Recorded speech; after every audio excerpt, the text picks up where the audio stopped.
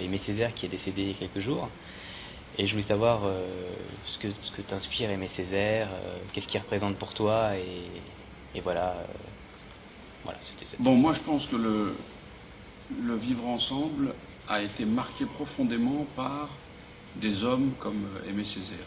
Des hommes qui, par nécessité, ont quitté leur pays et sont venus à Paris pour être vraiment ensemencés par la civilisation occidentale.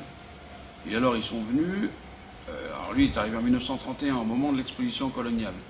Donc ils sont venus comprendre que d'un côté on leur donnait le savoir en intraveineuse, et que de l'autre côté leurs frères étaient exposés dans des cages. Et ils ont tiré de ces faits paradoxaux, une œuvre poétique, une œuvre littéraire et une conception politique qui tient en quelques mots, qui dit les préjugés sont absurdes, oui nous avons une culture quelle que soit notre origine, et oui c'est l'ajout de nos capacités qui fait la société, c'est pas l'inverse.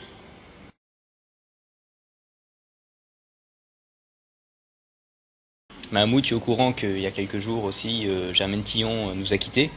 Je sais que c'était une grande résistante et qui a eu une vie formidable, et donc est-ce que tu peux nous en dire quelques mots aussi, et qu'est-ce que ça t'inspire? Alors, tout comme Aimé Césaire, voilà deux grandes voix. Vous savez, la voix d'Aimé Césaire était magnifique, celle de Germaine Tillon était grave et très prenante.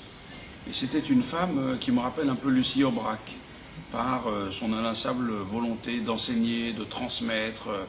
Et c'était quelqu'un aussi qui était dénué de tout préjugé. C'est quelqu'un qui a été résistant, déporté à Ravensbrück, et qui a trouvé la force dans ce camp de concentration d'écrire un bouquin. Je ne sais pas si vous vous rendez compte.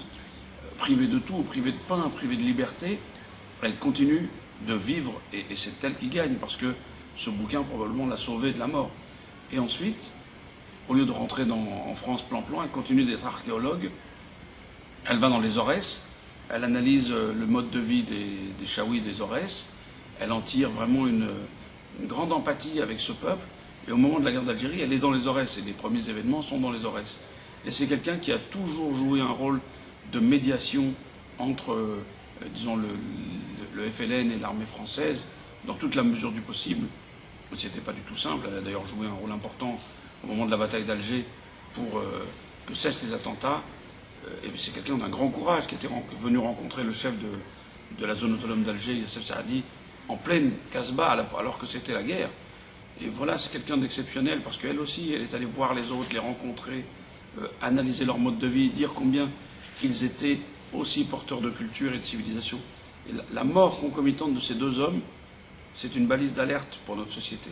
Il faut que d'autres reprennent le flambeau de cette altérité, de ce sens des autres, et très modestement, parce que je ne serai jamais à la hauteur de gens pareils, j'espère faire partie de ces gens qui portent encore cette foi inébranlable dans l'altérité et dans la nécessité de conjuguer nos talents, de conjuguer nos différences pour faire un monde meilleur.